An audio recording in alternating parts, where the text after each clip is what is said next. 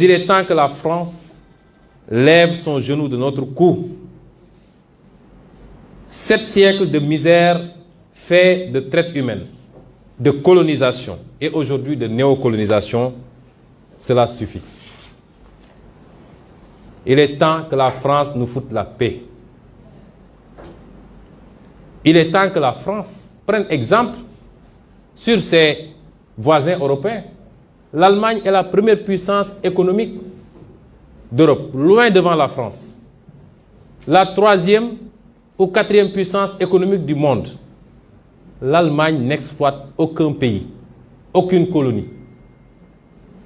Je peux citer l'Italie, je peux citer l'Espagne, qui avait des colonies avant, mais qui n'exploitent personne, qui ne font pas ingérence, qui n'imposent pas des dirigeants dans leur ancienne colonie. Au nom de quoi la France croit pouvoir continuer à nous imposer des dirigeants, à faire des choix à notre place. Cela doit cesser et l'Afrique nouvelle, la jeunesse africaine, les élites africaines, la diaspora africaine dit non, ça ne peut pas continuer. L'hypocrisie de cette France se vit et s'exprime tous les jours. Prenons exemple du cas du Mali et du Tchad. Au Tchad, où le processus constitutionnel a été interrompu, la France a applaudi et son président est allé consacrer le nouveau roi. Au Mali, où ce n'est pas le processus constitutionnel qui a été interrompu, mais le processus de transition, la France a condamné et même a pris ses clics et ses claques pour dire qu'elle quitte le Mali. Ça, c'est de l'hypocrisie. C'est le 2 poids, 2 mesures. C'est le double langage que la France tient en Afrique. Quand on a interrogé M. Jean-Yves Le Drian sur la situation en Côte d'Ivoire, pourquoi la France a laissé faire un 3e mandat, il a dit simplement pourquoi il l'a accepté pour Ouattara et pourquoi elle le refuse pour la Biélorussie. Puisque la France a condamné en Biélorussie, a même poussé l'Union européenne à condamner. M. Le Drian répond en disant que c'est parce qu'en Biélorussie, il y a eu des millions de personnes qui sont sorties dans les rues et que ce n'était pas le cas en Côte d'Ivoire. Voilà comment la France traite les questions africaines. Personnellement, nous n'attendons absolument rien de la France. Nous voulons qu'elle cesse de s'ingérer dans nos affaires. Que le peuple sénégalais puisse avoir le droit de choisir librement. Et non pas parce que la France a choisi un candidat, avec les méthodes qu'on connaît. On commence par cibler les gens, on les décore dans des légions d'honneur ou dans je ne sais quel autre grade, chevalier de je ne sais quoi.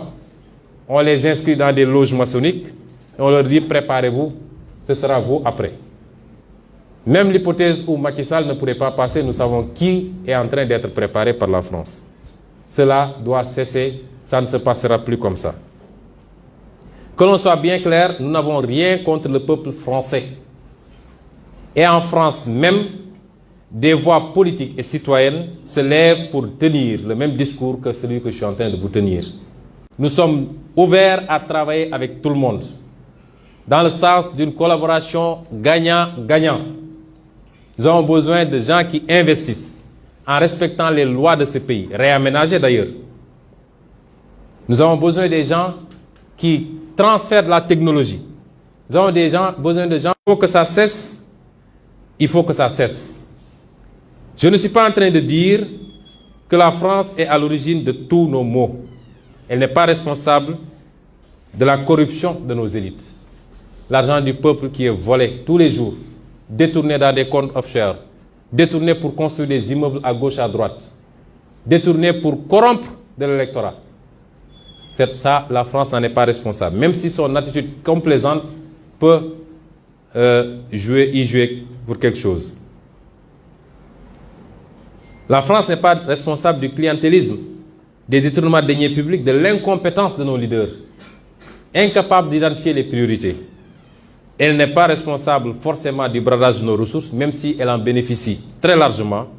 Tout ça est de la responsabilité de nos dirigeants, incompétents, incapables et qui ne sont pas des patriotes du tout.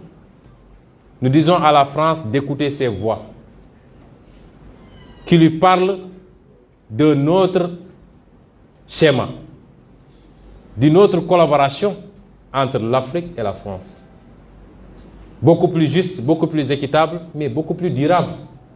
Si elle sait l'écouter, je crois que nous aurons de beaux jours devant nous dans le cadre de la collaboration. S'il ne sait pas l'écouter, pensant pouvoir continuer à fonctionner comme du temps de nos grands-papas, cette jeunesse africaine ne l'accepte plus. Il faut que la France se prépare à une rupture définitive et à quitter l'Afrique. Parce que l'Afrique appartient aux Africains, elle n'appartient pas à la France. Elle n'appartient à personne d'autre, ni la Chine, ni les États-Unis, ni personne. Et les Africains veulent prendre le destin en main enfin.